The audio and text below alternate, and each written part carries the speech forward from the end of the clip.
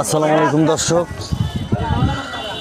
আমি আপনাদেরকে দেখাচ্ছি এটা যদুনাথপুর ইউনিয়ন, যদুনাথপুর রণজিৎ বাবুর রণজিৎ সাহার বাড়িতে। এখানে কিন্তু ওই যে কাপড় বিতরণ করছে।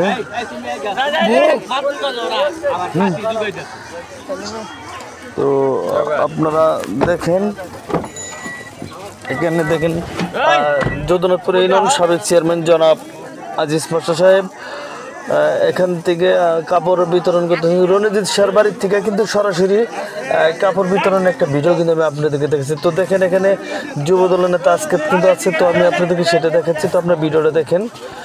যদুনাথপুর ইউনিয়নের সাবেক চেয়ারম্যান এবং যদুনাথপুর ইউনিয়নের মূল দলের সভাপতি। তো আপনারা দেখেন ভিডিওটা, তার হাতের মাধ্যমে কিন্তু যে এখানে কাপড় বিতরণ চলতেছে। তো আপনারা দেখেন এই যদুনাথপুর ইউনিয়নের সাধারণ দরিদ্র মানুষ যারা, তাদেরকে কিন্তু এই কাপড়গুলো দেওয়া হচ্ছে। তো আপনারা ভিডিওটা দেখে ভালো লাগলে কমেন্ট করেন। দর্শক শ্রোতা, আমি আপনাদেরকে দেখাচ্ছি সকালবেলা একটা ভিডিও। তো আপনারা দেখেন।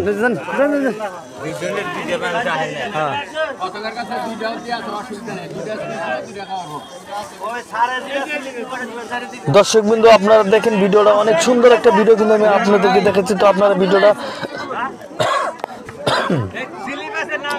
ফার্স্ট থেকে লাস্ট পর্যন্ত এই ভিডিওটা দেখবেন।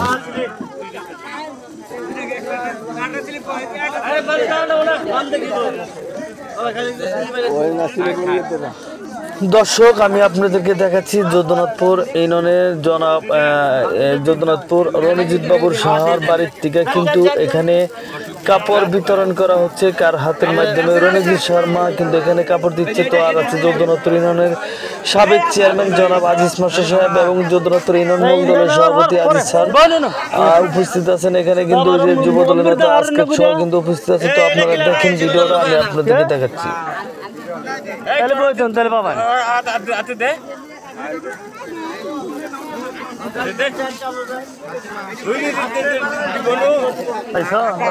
দেখেন অনেক দরিদ্র মানুষ কিন্তু এখানে কাপড় পাচ্ছে। ম্যাক্সিমাম 500 মতো কাপড় কিন্তু এখানে কিন্তু বিতরণ করা হয়েছে। তো আপনারা দেখেন।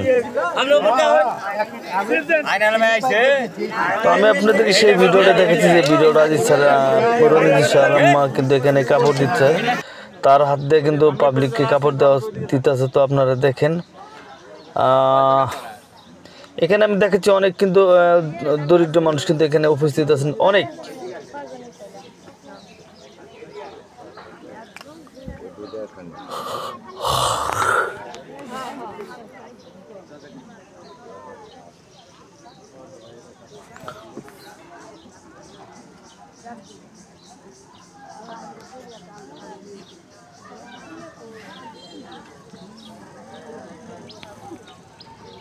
ভালো থাকবেন সকলে, এই ভিডিওটা শেয়ার করে দেন।